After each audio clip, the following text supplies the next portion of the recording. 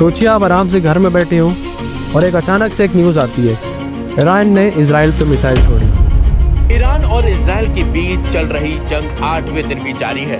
गुरुवार को जिस तरह से ईरान ने इजराइल पर मिसाइलें दागी, उससे इजराइल को भयंकर नुकसान भी हुआ।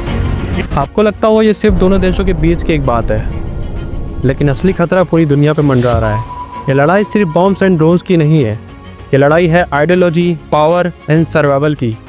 आज मैं आपको ये ईरान और इजराइल की कॉन्फ्लिक्ट के बारे में पूरी कहानी सिंपल भाषा में फैक्ट के साथ समझाऊंगा। ईरान का अभी इजराइल पर हमला हुआ है।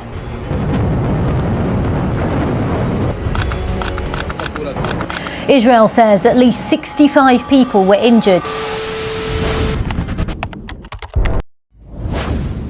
1979 से पहले इजराइल और ईरान के रिश्ते काफ़ी ठीक ठाक थे।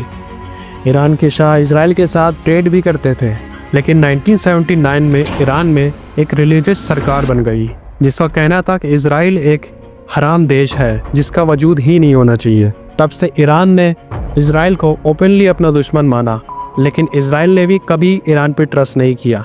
इसलिए दोनों देश एक दूसरे से एक चुप्पी लड़ाई लड़ते रहते हैं। ईरान कभी सीधे इजराइल पे वॉर नहीं करता, लेकिन वो कुछ एक्सट्रीमिस्ट ग्रुप को सपोर्ट करता है जो इजराइल पर अटैक करते हैं, जैसे लेबनान का हिजबुल्लाह, गाज़ा का हमास और यमन का हौती ग्रुप। इन सब ग्रुप्स को ईरान पैसा और वेपन प्रोवाइड कराता है। इन ग्रुप्स का काम होता है इजराइल पे मिसाइल छोड़ना या सुसाइड अटैक्स करना। इजराइल कहता है ईरान हमें अंदर से ही छुप छुप के मार रहा है, इसलिए इजराइल भी जवाब देता है और सीरिया के अंदर ईरान के मिलिट्री बेस पे एयर स्ट्राइक करवाता है और ईरान के कुछ न्यूक्लियर साइंटिस्ट को भी मार देता है। अब बात करते हैं ईरान के न्यूक्लियर प्रोग्राम के बारे में।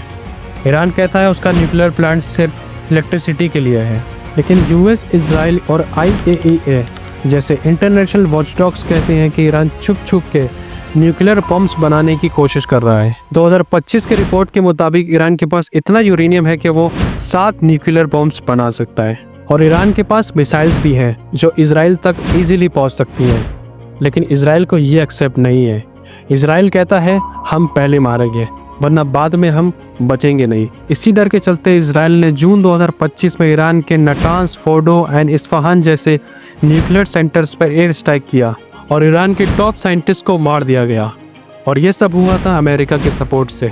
अमेरिका ने अपने B-2 स्टेल्थ बॉम्बर से ऑपरेशन मिडनाइट हैमर लॉन्च किया। ईरान ने जवाब दिया, कतर के US बेस AI ऑडिट पर भी सिंबॉलिक अटैक किया, लेकिन आयरन डोम ने इजराइल पे आए हुए 99% मिसाइल्स को हवा में डिस्ट्रॉय कर दिया।